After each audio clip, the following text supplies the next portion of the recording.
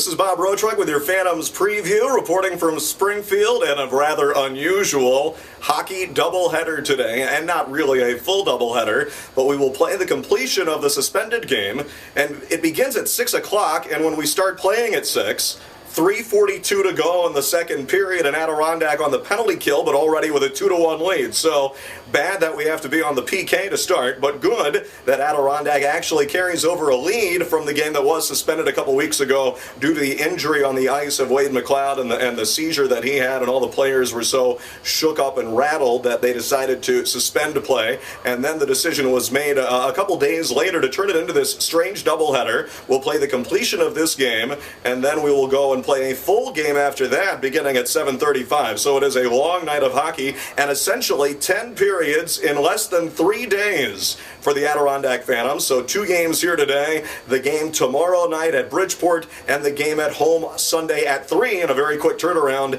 after Saturday night's game. Roster news made this week, and lots of it. Earlier this week, the trade Mike Testweed dealt to the Calgary Flames organization in exchange for a young center and a second-round Calgary Flames pick named Mitch Wahl, who was very excited to get this fresh start with his new team. He'd been kind of buried and overlooked some in his previous organization with the Abbotsford Heat and also with their ECHL team in Utah. He's been lighting it up there, but not getting much of a sniff in the American Hockey League, and he's going to be playing in today's game, and he's awfully excited about that as Mitch Wahl. We also, of course, bid a fond farewell to Mike Testweed, a really good guy, a good player, and we hope for all the best for him for his new start with the Abbotsford Heat. As for Mitch Wahl, today it represents sort of some strange hockey history here, because the completion of this suspended game, technically all of the stats and all of the records go back to February 17th. That's when the game started. So technically today's game is February 17th. It doesn't feel like February 17th,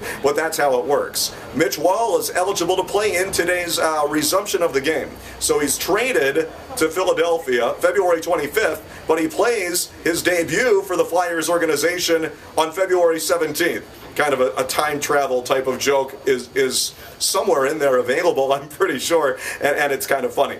The other big news, of course, earlier today, Michael Leighton was waived by the Philadelphia Flyers, and essentially that means that Brian Boucher has won the backup goalie spot with Philadelphia for now, and Leighton cleared waivers. He has been assigned to the Adirondack Phantoms. Now, don't expect him to show up for either of the games here in Springfield. I am told that he is due to arrive and join the team tomorrow night when we are in Bridgeport against the Sound Tigers, and then conceivably Leighton could make his season debut for the Phantoms in that game tomorrow night in Bridgeport, or maybe it'll be Sunday afternoon at home. Obviously, he's been very popular with the Adirondack Phantoms and their fans for the past couple of seasons. We're happy to have him, but of course, sorry about the circumstances for him. He would rather still be in the NHL, but he's a pro, and he'll be coming back and serving as a leader of this team and in the locker room, just like he has in the past couple of seasons. So Michael Leighton is with us. Tom Sestito will not be with us, though. He was also waived by Philadelphia for purposes of potentially assigning him to Adirondack, we are told. However, he was